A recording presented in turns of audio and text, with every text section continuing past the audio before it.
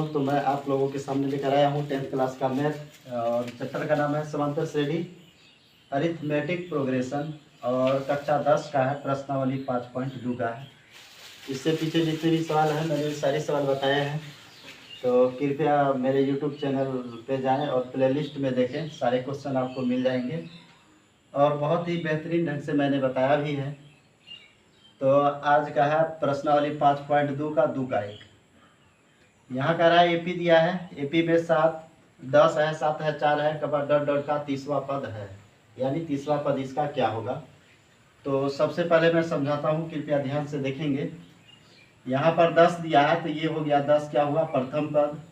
7 दिया है तो दूसरा पद, ये हो गया तीसरा पद। कमर डॉट डॉट और पद दिया नहीं है का तीसरा पद है, यानी 1 2 3 दिया है। अब बाकी बात 27 पदवा कौन सा हो जाएगा वो निकालना है आपको। इसके बाद जैसे 3 है तो 27 जोड़ेंगे 30, तो 27 3 30 होता है, तो 3 पद दिया है। इसी तरह से आगे जाते जाते तीसरा पद का मान कितना होगा वही कर दिया निकालने के लिए।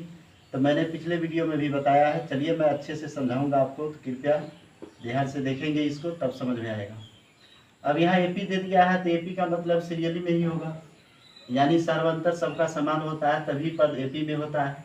ये प्रथम दूसरा तीसरा पद है। तो सबसे पहले प्रथम पद आप जानते हैं कि प्रथम पद को क्या बोला जाता है, ए बोला जाता है। तो ए बराबर हो जाएगा आपका 10।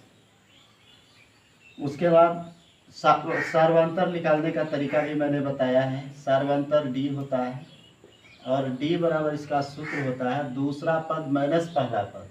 दूसरा पद होता है A2, पहला पद होता है A1, यानी पहला पद दूसरा पद तीसरा पद होगा।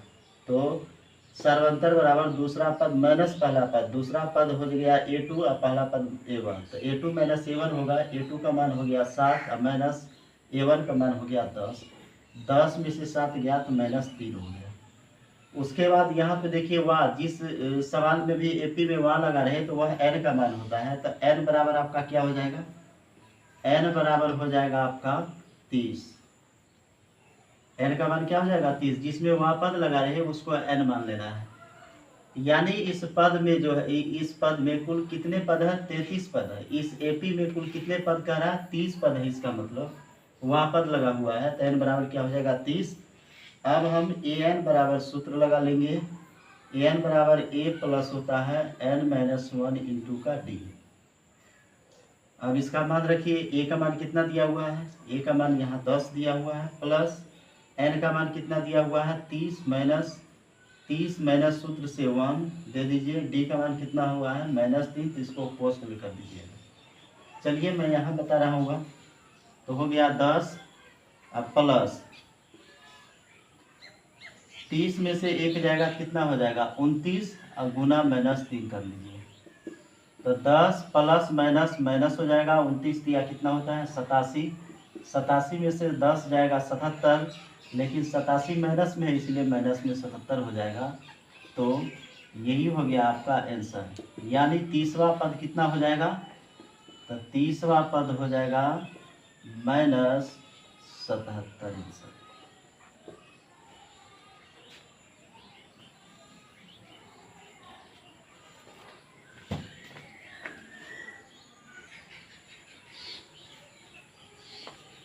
अब यहाँ पर आप लोगों के सामने है दूसरा सवाल।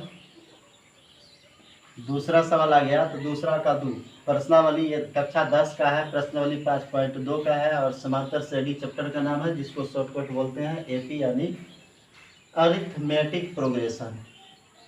अब 2 नंबर का 2 सवाल एपी में दिया हुआ -3 का मान -1/2 का मान 2 का मान डॉट डॉट का 11वां पद क्या होगा। तो चलिए मैं इसको सोल्व करता हूँ। तो यहाँ पर प्रथम पद दूसरा पद तीसरा पद देके डॉट डॉट करके 11वां पद मांग रहा है, क्या होगा। तो यहाँ पर क्या हो जाएगा, दिया हुआ है, क्या दिया हुआ है, प्रथम पद दिया हुआ है। तो लिखिए प्रथम पद a होता है, तो a बराबर कितना होता है -3 हो जाएगा प्रथम पद। उसके बाद सार्वंतर दिया है, सार्वंतर d बराबर कितना दिया है दूसरा पद माइनस पहला पद होता है। सूत्र लगा लीजिए, दूसरा पद माइनस पहला पद, दूसरा पद है -1/2 और माइनस पहला पद -3 है। तो -3 ऐसे लिखिएगा, पोस्ट देते -1/2 और माइनस माइनस क्या हो जाएगा +3। ये बट्टे में नहीं है, 1 करके इसका एलसीएम 2 1 का ले लीजिए 2। एलसीएम तो आप लोग जानते ही होंगे, प्लस 3 दूनी 6, 6 में से गया 5, यानी 5/2 इसका किसका मान हो गया, डी का। अब उसके बाद वहाँ पद लगा हुआ है, मैंने पहले ही बताया था, पीछे भी क्लास में बताया है कि 11वां पद वहाँ पद जिसमें लगा रहे वह किसका मान होता है, एन का मान होता है। एन बराबर हो जाएगा 11। अब इसमें कह रहा है 11वां पद क्या होगा, तो ए एन का सूत्र लगा लीजिए, A plus n minus 1 into d, यही सूत्र लगाना है।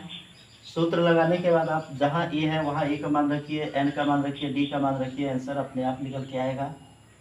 अब ए का मान देखिए यहाँ क्या है, -3 दिया हुआ है, तो -3 लिखिए, प्लस एन का मान 11 है, 11 लिखिए, -1, और डी का मान 5/2 है, तो यहाँ 5/2 लिख के कैलकुलेशन कर लीजिए। तो -3 प्लस 11 में से 1 जाएगा तो 10 गुना 5/, कितना हो जाएगा 2।